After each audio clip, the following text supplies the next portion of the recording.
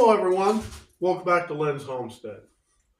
Well, about 3 weeks ago, I used this air compressor for various things, and I went to put air in the tire on my truck. It wouldn't turn on. You click the thing on, there, the switch, nothing. So I decided to take it apart, curious, what's wrong with this thing? Let me show you. And I never would have saw it coming.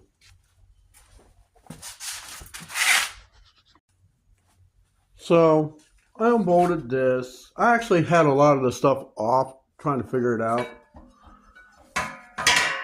I was able to turn the motor over, but it wasn't until I was checking the capacitor. Now it's protected. There's no way I'm going to get shocked in this thing. But look what it did. It blew up. So I got the numbers off of it. Numbers are right here. Let me try to get you in a little closer here so we can see what we're looking at.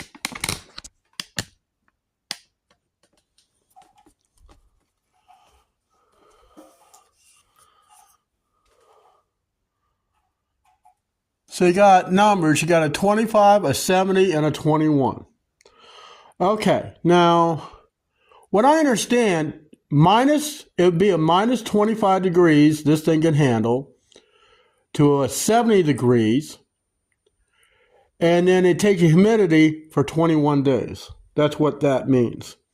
It's 50, 60 megahertz, 250 volt. Now you see how bulged this thing is and how it's popped out the top. So that's what we're going to change. I ordered a new one.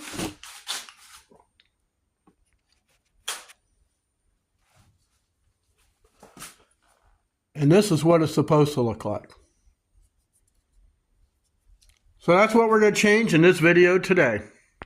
So the first thing we got to do is take out the other one. Now this thing's made out of plastic, and chances are this thing's still got some juice to it. So we are going to cut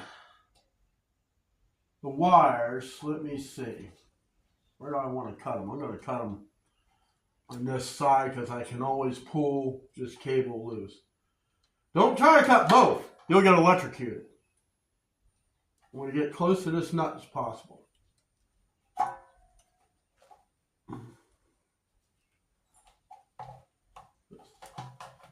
Cutters will cut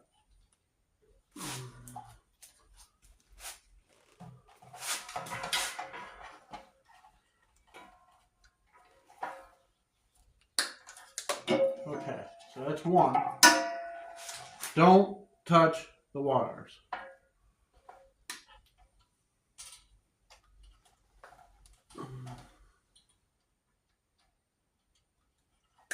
All right. This thing is probably charged 250 volts. So what I'm going to do is throw this thing outside and I'll be right back.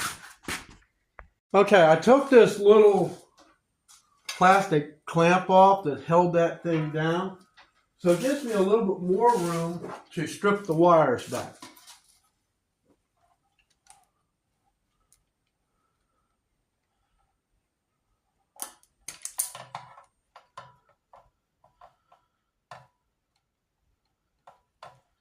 I might not even have enough room to use this.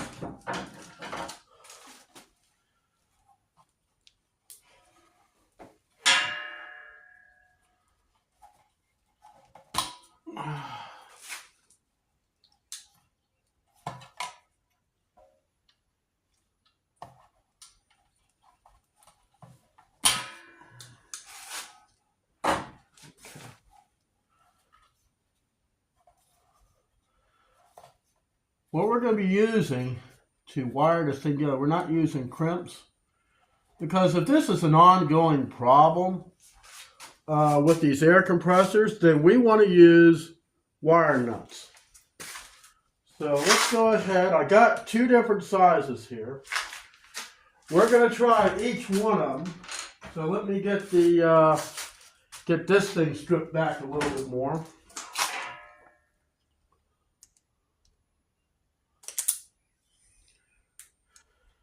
It doesn't seem to matter which is plus and which is minus on this. So,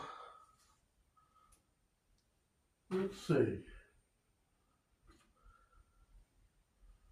I think we'll probably go with the yellow.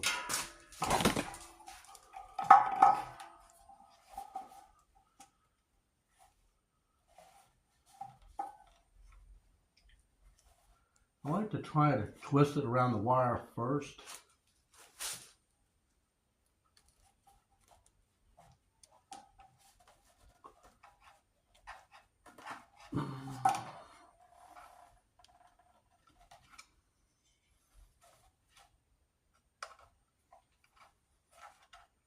Try to tug on it and don't move.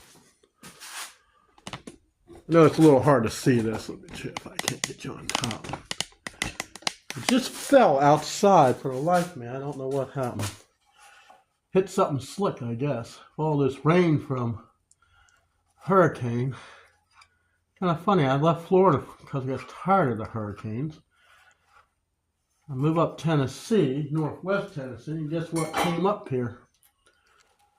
Might not have been hurricane strength, but still just the same. It came up here. It's like it followed me. Okay. One other thing I want to do is put some electrical tape. Now, that's one rule of thumb you should do anytime that you do any electrical work. What happened to that roll of tape?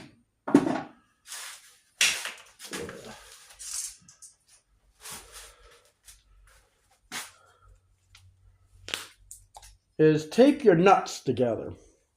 I'm not talking your personal nuts, but tape your nuts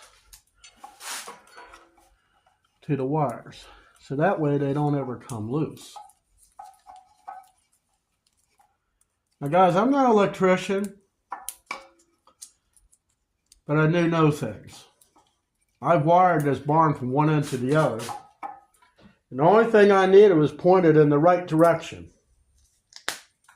And that was done to due to a electrical supply house. He told me, says, well, this is how you would do this, and that's what I would do. If I have the tools to do something, I will do the job myself. Electrical, I had a really good book. Where I live, there's no codes.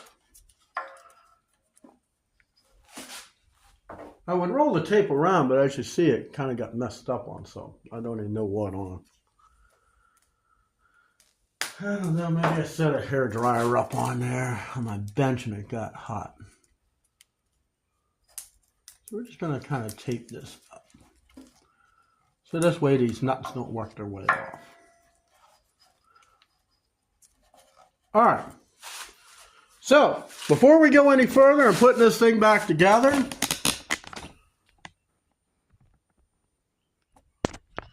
okay, before we do anything, we're going to plug it in.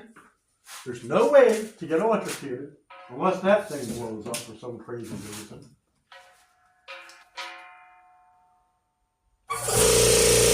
And there we go. It works. I got the drain open on the bottom. Let me close it up real quick there. But that was the root cause to the whole thing. So, yeah, anybody could have just gone, I'll just buy a new one. Well, I really didn't want to spend $400 for another one if it only took about a $30 part. So let's get this clamp back in here, if I can.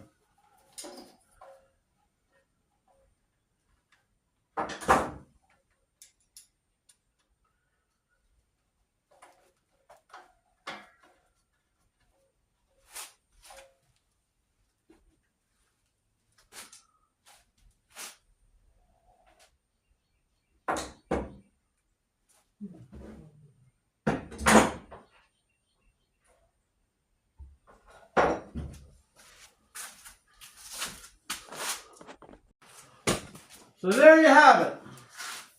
Got it fixed. Works like new.